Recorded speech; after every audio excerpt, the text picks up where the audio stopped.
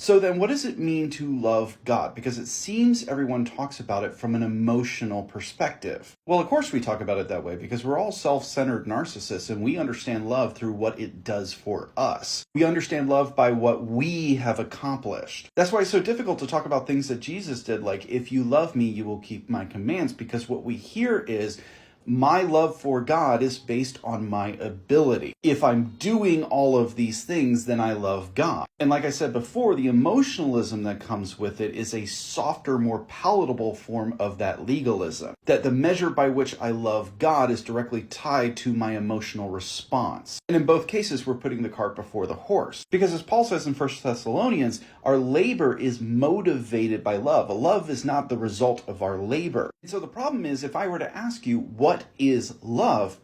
Odds are you're not going to be able to give me a definition that isn't tied to action or feelings. Well, what about John 3:16, that God loved the world that he gave his one and only son? Yeah, exactly. God so loved the world that he gave his one and only son, because God's love was revealed among us in this way. God demonstrates his love, but God himself is love. So again, what is love? Well, in the Greek, the word used for love, yeah, we've all heard that sermon, but what is it? Well, I was getting to that because agape means a godly love, a sacrificial love. Again, you're defining love by its actions, by its labors, by its results. Those reveal love, but they aren't what contribute to or define love. That would be like you asking me, do you love your wife and kids? And me responding with, well, I help out around the house and I earn a paycheck to put a roof over our head and I go grocery shopping. Okay, so what about 1 Corinthians 13? Love is patient, love is kind, love does not envy, it is not boastful, it is not arrogant. So you're closer, but this isn't a definition for love. This is Paul saying this is how you can identify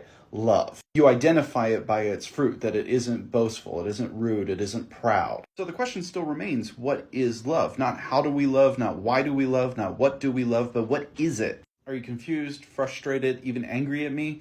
Good, it means I'm making my point. Again, our obedience to God is not love. It is a result of our love. It reveals our love. So back to the question I asked, what is love? Are you ready for this? It's going to absolutely blow your mind. You're never going to be able to read the scriptures in the same way ever again. It's affections. It's ascribing worth and value to other people. Well, that was a bit anticlimactic. That's because you don't understand love. You have only ever understood love through how you could earn it. What we are saying is that the God of the universe, God is love, that God is an affectionate God who assigns worth and value. That's why the Godhead is so mysterious, because the Father